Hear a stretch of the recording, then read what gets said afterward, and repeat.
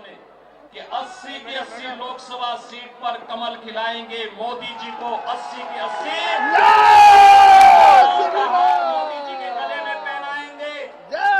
और मैं अब तक कह सकता हूं कि कई राज्यों में मुझे जाने का अवसर प्राप्त हुआ, एक ही स्वर गूंज रहा है और वह है फिर एक बार मोदी सरकार, फिर एक बार, अब की बार, अब की बार मोदी सरकार, 400 पार। तो 400 पार के साथ साथ लोग एक और बात कहते हैं कि 400 पार इसलिए क्योंकि जो राम को लाए हैं, राम को लाए हैं, और ये चुनाव तो बहन और भाइयों बहुत स्पष्ट हो चुका है। राम भक्तों और राम द्रोहियों के बीच में चुनाव जा चुका है। जो राम भक्त हैं आत्मनिर्भर और विकसित भारत की संकल्पना के लिए कार्य कर रहे हैं, सबका साथ और सबके विकास के लिए कार्य कर रहे हैं। जो रामद्रोही हैं उनका पाकिस्तान प्रेम जग रहा है। आप देख रहे होंगे भारत की संकल्पना के लिए कार्य कर रहे हैं, सबका साथ और सबके विकास के लिए कार्य कर रहे हैं। जो रामद्रोही हैं उनका पाकिस्तान प्रेम जग रहा है। आप देख रहे होंगे उनका पाकिस्तान प्रेम जग रहा है। राम भक्तों पर गोली चलाते हैं और बहन और भाइयों किसी माफिया के मरने पर मातम मनाते हैं।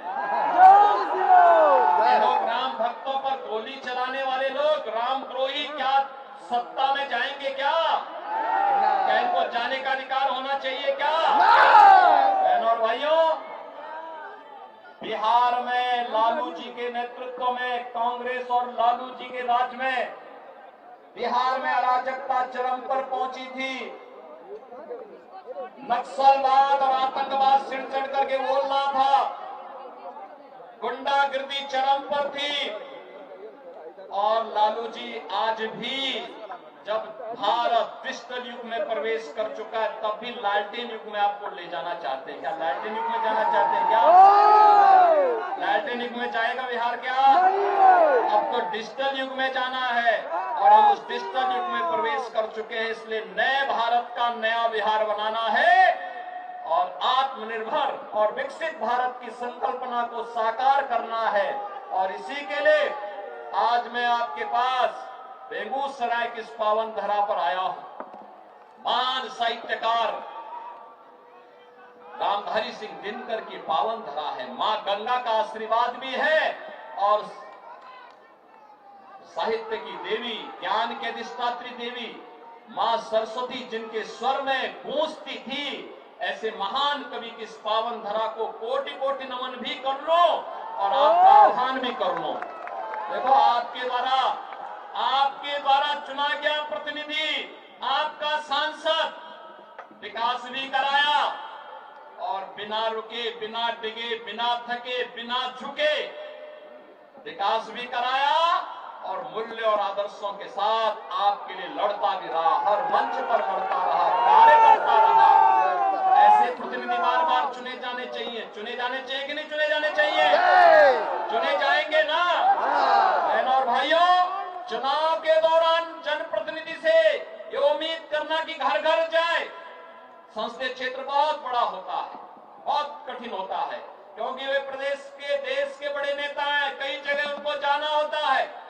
इसलिए मेरी आपसे अपील होगी कि मोदी जी का प्रतिनिधि बनकर और स्वयं गिरिराज सिंह बन करके घर घर जाकर के घर घर जाइए, देश को बचाने के लिए आगे आइए। एक कांग्रेस और आरजेडी का गठबंधन भारत के विभाजन की नींव तैयार कर रहा है।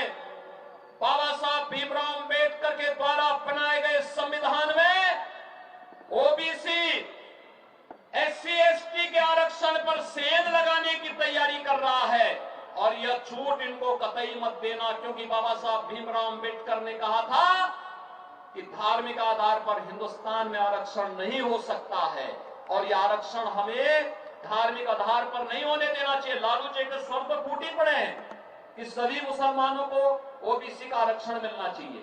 अगर ओबीसी का आरक्षण आप उनको दे देंगे तो फिर हमारा ओबीसी कहां जाए?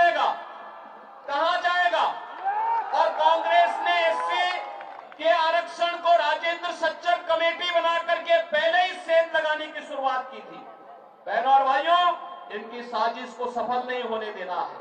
और दूसरा महान पाप कांग्रेस क्या करने जा रही है? कांग्रेस ने अपने मैनिफेस्टो में कहा है कि अगर वो सत्ता में आएगी तो सत्ता में आने पे अल्पसंख्यकों की रुचि के अनुसार उनको खान पान की स्वतंत्रता देगी। बहनों और भाइयों, मैं आपसे पूछना चाहता हूं, ऐसा कौन सा भोजन है जो अल्पसंख्यकों को रुचिकर लगता हो और बहुसंख्यकों को नापसंद हो? सत्तू तो सभी खाते हैं, बाटी चोखा भी सभी खाते हैं, लेकिन एक में है, हमारा बहुसंख्यक समाज कहता हम गौ मांस नहीं खाएंगे, गौ हत्या भी बर्दाश्त नहीं करेंगे। इसको स्वीकार करेंगे क्या कांग्रेस की इस मंशा को? क्या आरजेडी की मंशा स्वीकार होगी? बहनों और भाइयों, नहीं होगी। तो इस पाप के लिए इनको माफ भी मत करना, इनको माफ भी नहीं करना। जो लोग रामद्रोही हैं, जो बाबा साहब भीमराव अंबेडकर के द्वारा बनाए गए संविधान को धार्मिक आधार पर बांटना चाहते हैं, जिन लोगों ने आपको विकास से वंचित किया, जो लोग बिहार में अराजकता के कारण थे, ये चुनाव उनकी जमानत को जब्त करने का एक माध्यम बनना चाहिए।